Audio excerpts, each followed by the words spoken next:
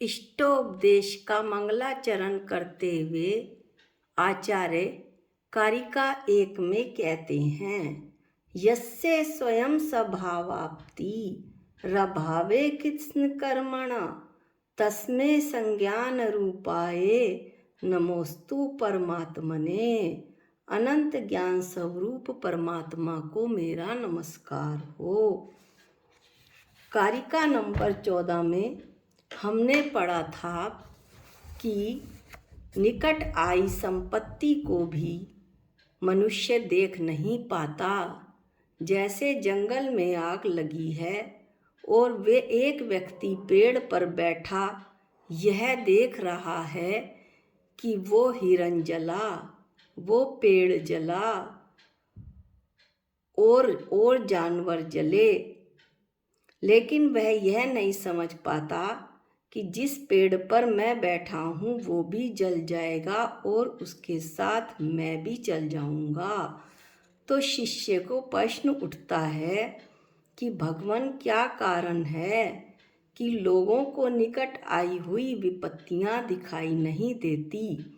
तो आचार्य श्री उत्तर देते हैं कि वत्स लोभात, लोभ के कारण, हे वत्स धन आदि की आसक्ति होने से, धन आदि में संचय करने में लगे रहने से उनकी इच्छाएं धन आदि में लगी रहती हैं। इसलिए धनी लोग सामने आई हुई विपत्ति को नहीं देख पाते। और उसका कारण बताने के लिए कारिका 15 कहते हैं, आयुर्वृद्धि क्षयोत्कर्ष हेतुम कालस्य निर्गमम वाछताम धनिनामिष्ठम जीवितात सुतराम धनम। आयुर्वृद्धि क्षयोत्कर्ष, इस पहले वाक्य में 4 शब्द आए हैं, आयु, वृद्धि, क्षय और उत्कर्ष। आयु, वृद्धि ब्याज, क्षय माने घटना और उत्कर्ष माने बढ़ना। आयु प्रति समय घट रही है और ब्याज प्रति क्षण बढ़ रहा है। लोभी के लिए जो कीमत है वो ब्याज की है और समझदार के लिए जीवन की। अगली पंक्ति है, हेतुम कालस्य निर्गमम, हेतु, इन दोनों आयु व ब्याज का हेतु, कालस्य, काल का, निर्गमम, व्यतीत होना है। जैसे जैसे काल व्यतीत होता जाता है आयु घटती जाती है और धन बढ़ता जाता है। वाछताम, चाहने वालों के लिए, धनी नाम इष्टम, धनवान पुरुषों को, इष्टम इष्ट है, जीवितात, जीवन से, सुतराम अधिक, धनम धन, यानी धनवान पुरुषों को, धन को चाहने वालों के लिए जीवन से अधिक धन इष्ट है। अब हम इसका हिंदी में एक आसान अर्थ देख लेते हैं। आयु प्रति समय घट रही है और ब्याज प्रति समय बढ़ रहा है। लोभी के लिए ब्याज की कीमत है और समझदार के लिए जीवन की। इन दोनों आयु व ब्याज का हेतु काल का व्यतीत होना है। जैसे जैसे काल गुजरता जाता है आयु घटती जाती है, धन बढ़ता जाता है। धनवान पुरुषों को यानी धन को चाहने वालों के लिए जीवन से अधिक धन इष्ट है। इस श्लोक से हमें क्या शिक्षा मिलती है? जैसे जैसे काल गुजरता है, आयु घटती धन बढ़ता है। मूढ़ अज्ञानी बढ़ते धन को चाहे। मूढ़ अज्ञानी बढ़ते धन को चाहे। घटती आयु देख ज्ञानी करता है पुरुषार्थ। कैसे सफल हो मेरा ये भव, कैसे हो मेरा कल्याण। जैसे जैसे काल गुजरता, आयु घटती धन बढ़ता है। मूढ़ अज्ञानी बढ़ते धन को चाहे। घटती आयु देख ज्ञानी करता है पुरुषार्थ। कैसे सफल हो मेरा ये भव, कैसे हो मेरा कल्याण। हमें अपने जीवन का उपयोग किस प्रकार करना चाहिए? ये दिगंबर जैन धर्म हमें बड़े सौभाग्य से मिला है। हम में से कितने ही ऐसे हैं जो जैन धर्म को जानते हैं, स्वाध्याय शास्त्रों का पठन पाठन करते हैं। वे बिरले ही हैं। अधिकांश तो नाम के जैनी हैं, नाम के पीछे जैन लिखते हैं, परंतु जैन धर्म से उन्हें कोई लेना देना नहीं। कुछ जैन धर्म की क्रिया भी करते हैं, पर अपना पर्पज, अपना उद्देश्य नहीं जानते। जैन धर्म की उत्कृष्टता व उसके सर्वश्रेष्ठ होने का उनको नहीं पता। हमें अपने जीवन का उद्देश्य नहीं मालूम पड़ता कि हम अपना काम, अपना जीवन धर्म में लगाएं। हमारे जैन समाज के अधिकांश लोग पैसा कमाने में व पंच इंद्रियों के विषय में अपने जीवन को लगा देते हैं। मेरे बच्चे अच्छी तरह पढ़ लिख कर अच्छी पोस्ट पर आ जाएं, मेरी कोठी बन जाए, मैं नई बड़ी कार ले लूं। क्या मनुष्य पर्याय का यही उद्देश्य है? आचार्य इस कारिका में बता रहे हैं कि आयु का क्षय होना, ब्याज का बढ़ना, इन दोनों में कारण है काल का गुजरना। आपने इस मनुष्य पर्याय को धन को संचय करने के चक्कर में पड़कर नष्ट करने में लगे हैं। ये हमारी अक्लमंदी तो नहीं कही जा सकती। हम सब मिलकर इस विषय में सोचें। इस जीवन का मनुष्य पर्याय का क्या तो उद्देश्य था और हमने अपने जीवन को किस काम में लगा दिया। मनुष्य पर्याय का उपयोग हमें किन कारणों में करना चाहिए? गृहस्थों के लिए 6 कर्मों का उपदेश आचार्य द्वारा दिया जाता है। देव पूजा, गुरु उपास्थि, गुरु सेवा, स्वाध्याय, संयम, तप, दान,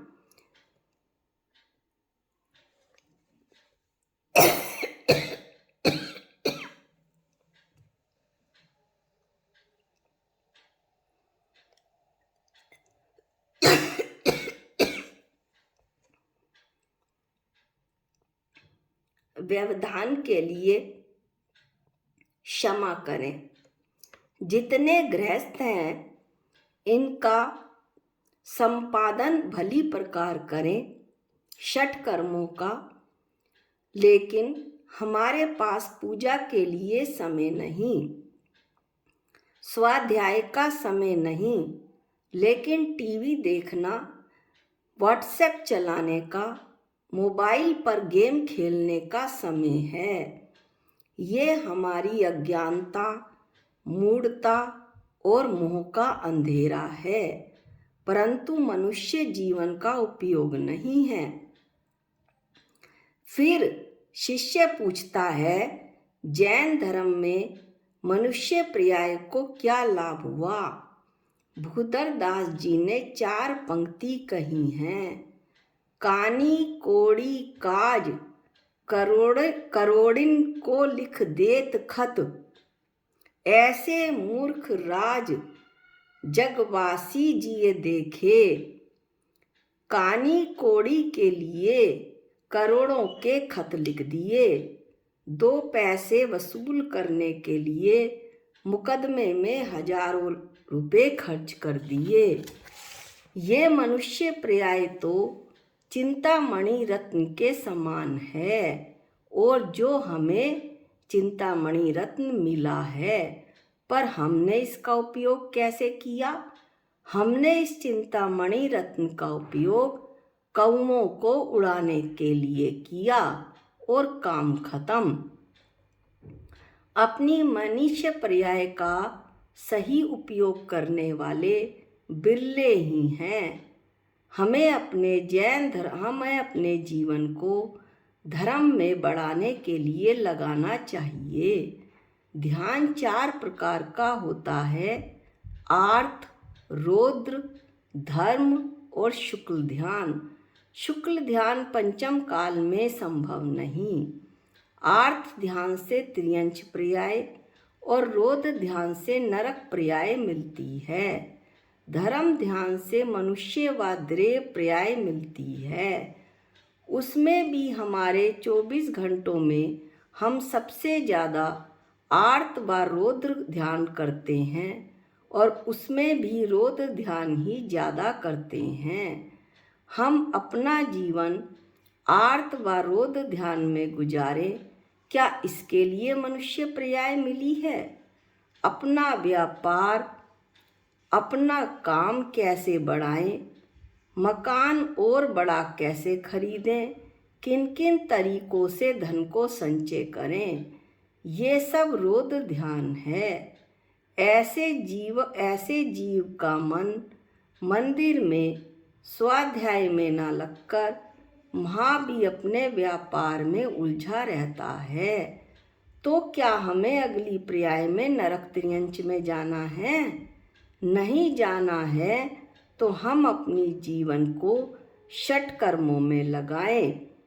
देव पूजा, गुरुओं की सेवा, स्वाध्याय, संयम व्रतों को धारण करना और तप उपवास करने में, दान देने में हम अपना जीवन लगाते हैं तो यह जीवन सफल है, नहीं तो बिल्कुल बेकार है।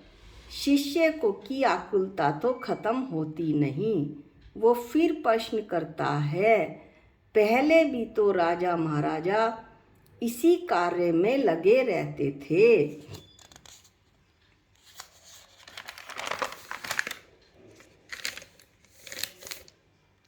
तो वैराग्य भावना में कहा गया है, छोड़े 14 रतन नवोनिधि, अरु छोड़े संग साथी, कोटि 18 घोड़े छोड़े, 84 लाख हाथी। चक्रवर्ती की संपदा की चर्चा करते हुए बताया गया है कि पहले उनके पास संपत्ति तो होती थी, लेकिन उसका भोग वो निरासक्त होकर करते थे, अर्थात आसक्ति से रहित होकर करते थे। इन सब में उलझकर मनुष्य पर्याय कदापि सफल नहीं हो सकती, ये वे चक्रवर्ती जानते थे। तो फिर उन्होंने क्या किया? इत्यादिक संपत्ति बहुतेरी, जीर्ण तृण सम त्यागी, नीति विचार नियोगी, सुत को राज दियो बड़ भागी। इससे मेरा कल्याण नहीं, ऐसी चक्रवर्ती की संपदा से मेरा कोई कल्याण नहीं।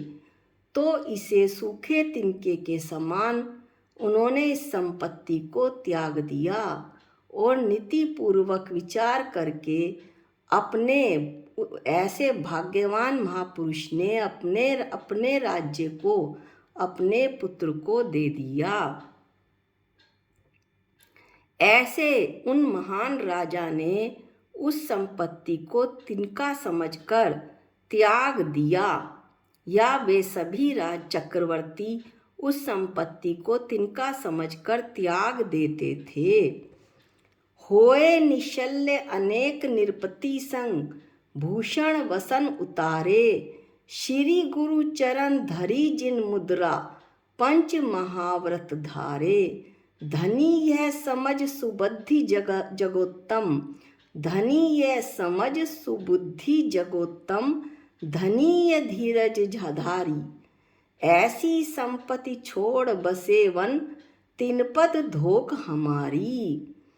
होए निश्चल्य सभी विकारों से रहित होकर, राग देश मोह से रहित होकर, अनेक राजाओं के साथ अपने आभूषण और वस्त्र उतार दिए और जिन मुद्रा को ग्रहण किया, पंच महाव्रत को धारण किया। धनी यह समझ, ऐसे जो महान पुरुष हैं वो धन्य हों, ऐसे धीरज धरने वाले धन्य हों, जो और ऐसी संपत्ति को छोड़कर वो जो वन में जा बसे, उन महापुरुष को हमारा नमस्कार हो। ऐसे महापुरुषों को नमस्कार करके आचार्य कहते हैं कि जिन्होंने संपत्ति को सूखे तिनके के समान छोड़ दिया, तो ऐसी संपत्ति इकट्ठी करने में हम अपनी आयु का क्षय क्यों करें, बल्कि आयु जैसे जैसे कम रहती जाती है, मैं धर्म की तरफ बढ़ता जाऊं, यही मेरा जैन कुल पाने का लाभ होगा। आज के वीडियो में इतना ही। जा वाणी के ज्ञान से सूझे लोकालोक, जो वाणी मस्तक नमो सदा देत हूँ धोख। हे जिन वाणी भारती तो है जपूं दिन रैन, जो तेरी शरणागते वो पावे सुख चैन। सबको जय जिनेंद्र।